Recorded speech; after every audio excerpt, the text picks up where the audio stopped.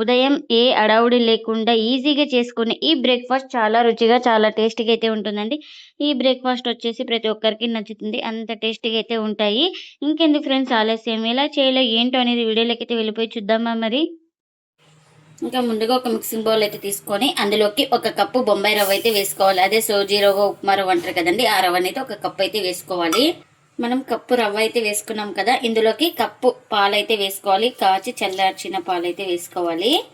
కొంచెం వేడిగా ఉన్నా పర్వాలేదు. చూడండి, మనకి రవ్వ ఇలా మునగాలి అంతవరకు అయితే పాలైతే వేసుకొని, నాకు కప్పుకి కప్పు అయితే కరెక్ట్ సరిపోయింది. ఇలా పాలు వేసుకొని మొత్తం ఇలా బాగా కలుపుకోవాలి. ఇంకా ఇలా మొత్తం బాగా కలుపుకొని ఇంకా ప్లేట్ అయితే పెట్టేసుకొని ఒక 5 మినిట్స్ పక్కన పెట్టుకుంటే మనకు రవ్వ అనేది సాఫ్ట్గా నానుతుంది. ఇంకా ఇప్పుడు చట్నీ కోసం అయితే ఒక మిక్సీ జార్ అయితే తీసుకొని ఇంకా ఇందులోకి పల్లీలు అయితే వేసుకోవాలి. అలాగే పుట్నాల పప్పు కూడా వేసుకోవాలి. ఇంకా ఇందులోకి రుచికి తగినంత సాల్ట్.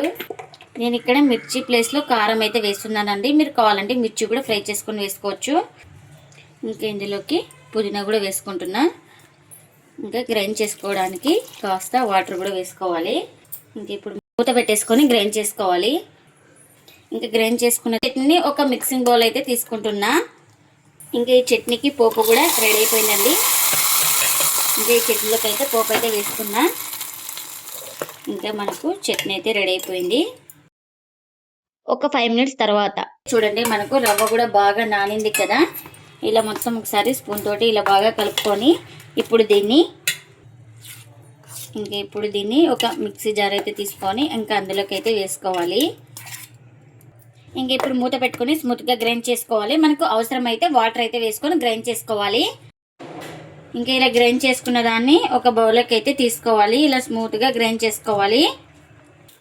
ఇంకా ఇందులోకి రుచికి తగినంత సాల్ట్. ఇంకా ఇప్పుడు ఇందులోకి ఒక ఎగ్ అయితే వేసుకోవాలి. మీరు కావాలంటే గ్రైండ్ చేసుకునేటప్పుడు కూడా వేసుకోవచ్చు. నేను గ్రైండ్ చేసుకున్న తర్వాత వేసుకున్నాను. ఇప్పుడు ఇలా ఎగ్ వేసుకున్న తర్వాత మొత్తం ఇలా బాగా కలిసిపోయేలాగా ఈ పిండిలోకి బాగా కలుపుకోవాలి.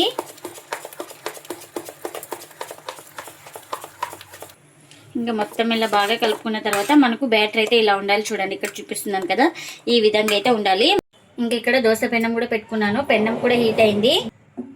చూడండి, ఇంకా దోశ వేసే ముందు అయితే పిండి మొత్తాన్ని ఒకసారి బాగా కలుపుకొని ఇలా ఒక గెట్టె పిండి అయితే తీసుకొని ఇలా వేసుకోవాలి. ఇంకా మనకు ఇది పైన మొత్తం తడి అయితే ఆరిపోవాలి. మీరు ఆయిల్ అవసరం లేదనుకున్న వాళ్ళు ఆయిల్ లేకుండా కూడా కాల్చుకోవచ్చండి. నేను ఇక్కడ ఆయిల్ అయితే వేస్తున్నాను కాస్త. మీరు ఆయిల్ ప్లేస్లో బటర్ కానీ గీ కానీ ఏదైనా వేసుకోవచ్చు. చాలా టేస్టీగా అయితే ఉంటుంది. ఇది ఒక సైడ్ ఇట్లా కాలింది కదా, మరోవైపు అయితే ఇలా టర్న్ చేస్తున్నాను. ఈ వైపు కూడా కాల్చుకోవాలి.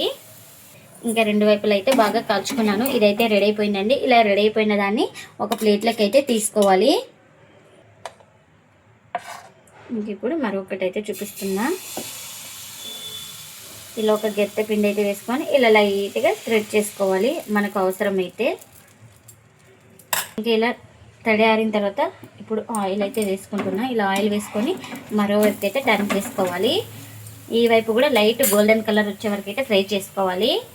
ఇంకా ఈ దోశను కూడా రెండు వైపులా బాగా కాల్చుకున్నాను. ఇంకా దీన్ని కూడా ప్లేట్లోకి అయితే తీసుకుంటున్నా. ఇంకెన్నైతే అన్నీ ఇలానే చేసుకోవాలి.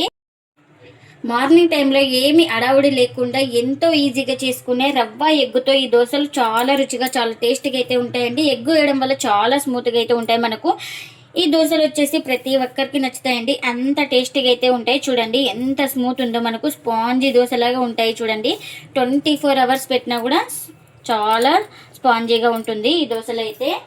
ప్రతి ఒక్కరికి నచ్చుతాయి, ఎంత టేస్టీగా అయితే ఉంటాయి. ఇంకా చట్నీ కూడా చేసుకున్నాం కదా, చట్నీని కూడా సర్వ్ చేస్తున్నా. మీరు కూడా తప్పకుండా ఒకసారి ఇలా ట్రై చేసి మీకు ఎలా వచ్చిందో కామెంట్ అయితే చేయండి ఫ్రెండ్స్. ఇదండి ఇవాళ వీడియో. ఈ వీడియో కనుక నచ్చితే ప్లీజ్ లైక్ చేయండి, షేర్ చేయండి, కామెంట్ చేయండి.